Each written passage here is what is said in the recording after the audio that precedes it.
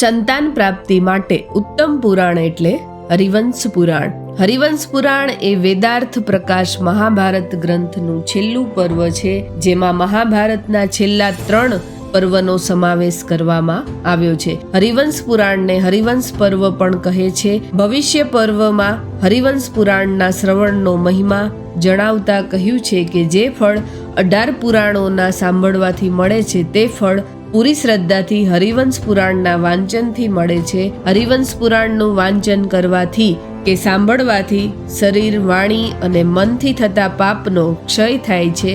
જે વ્યક્તિ પૂરી શ્રદ્ધાથી આ હરિવંશ પુરાણને સાંભળે કે વાંચે છે તે પાપ મુક્ત થઈને વિષ્ણુ લોકને પ્રાપ્ત થાય છે. પુત્રની પ્રાપ્તિની કામનાથી હરિવંશ પુરાણનું વાંચન કરવું એ પૂર્વકાળથી પ્રચલિત છે. હરિવંશ પુરાણ વાંચવાથી પુત્રહીનને પુત્ર અને નિસંતાનને સંતાનની પ્રાપ્તિ થાય છે. જય માતાજી.